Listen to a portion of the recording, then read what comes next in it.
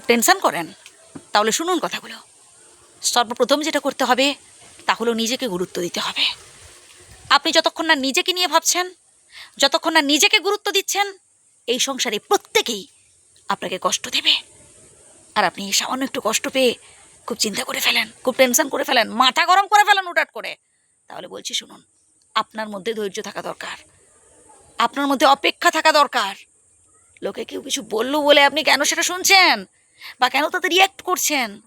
কেউ অপমান করলো আর আপনি অপমানিত হয়ে গেলেন, কেন ফিল করছেন এটা? ইগনোর করতে থাকুন, দেখবেন আপনার গায়েও লাগবে না। কেউ আপনাকে কষ্ট দেওয়ার চেষ্টা করছে, মুখ বুঝে সহ্য করে নেন, সামনের দিকে এগিয়ে যান, হাসি মুখে সামনের দিকে এগোতে থাকুন। দেখবেন একটা সময় না ওই মানুষটাই আপনার কাছে হার স্বীকার করবে। মানুষটা বুঝতে পারবে যে আপনাকে অপমান করেও কোনো লাভ নেই, আপনি আসলে অপমানিত হন না, আপনাকে কষ্ট দিয়েও কোনো লাভ নেই, কারণ আপনি কষ্ট ফিলই করেন না। এর থেকে সে নিজেই অপমানিত হবে, সে নিজেই কষ্ট পাবে আরও বেশি, সে নিজেই ঠকবে। চুপ করে থাকা মানে এটা নয় যে হেরে যাওয়া, চুপ করে থাকা মানে নিজেকে আরও পাওয়ারফুল করে তোলা। আসল কাজ তো আপনি কর্মের দ্বারা দেখাবেন, মুখে কিচ্ছু বলার প্রয়োজন নেই। সবাইকে সব কথার উত্তর দেবেন না, কিছু কিছু কথা মুখে না বলে কাজে করে দেখান ভাই। অনেকেই আছেন হুটহাট করে মাথা গরম করে ফেলেন, হুটহাট করে টেনশন করে ফেলেন না ভাই, মনে রাখবেন আপনি একাই 100। দেখবেন প্রত্যেকটা কাজে শুরু আছে আবার শেষও আছে। যেটা শেষ হয়ে গেছে বা যেটা নষ্ট হয়ে গেছে সেটা নিয়ে কেন কান্নাকাটি করছেন, সেটা নিয়ে কেন ভাবছেন? শুরুটা ভাবুন না, শেষ হলে তবেই শুরু হবে।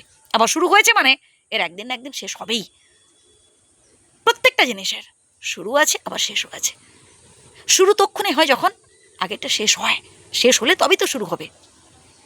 জীবনে দুঃখ আসবে, জীবনে সমস্যা আসবে, এটা নিয়ে টেনশন করার কি আছে, হাউতাশ করার কি আছে? নিজেকে স্মার্ট রাখার চেষ্টা করুন।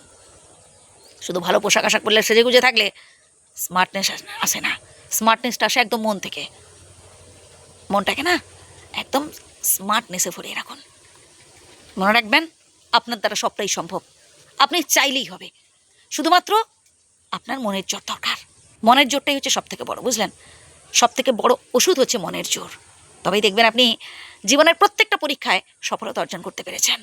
টেনশন করে কোনো লাভ নেই, টেনশন করলে বরং শারীরিক মানসিক ক্ষতি, আর কিছু না। বুঝতে হবে জীবনে সমস্যা এসছে, দুঃখ চলছে, কষ্ট চলছে, ঠিক আছে, এগুলো অ্যাকসেপ্ট করতে হবে হাসি মুখে, তবেই তো আপনি সামনের দিকে এগোতে পারবেন। এটা নিয়ে যদি আপনি হাহুতাশ করতে থাকেন, অপরের সাথে নিজের তুলনা করতে থাকেন, তাহলে আপনি সামনের দিকে এগোতে পারবেন না। আপনি সবসময় টেনশন করবেন, কাঁদতে থাকবেন, হতাশায় ভুগবেন, আর মাথা তুলে দাঁড়াতেই পারবেন না। তাই যে কথাগুলো বললাম আবারও প্রথম থেকে শুনুন, আশা করি উপকৃত হবেন। ভালো থাকবেন, সুস্থ থাকবেন।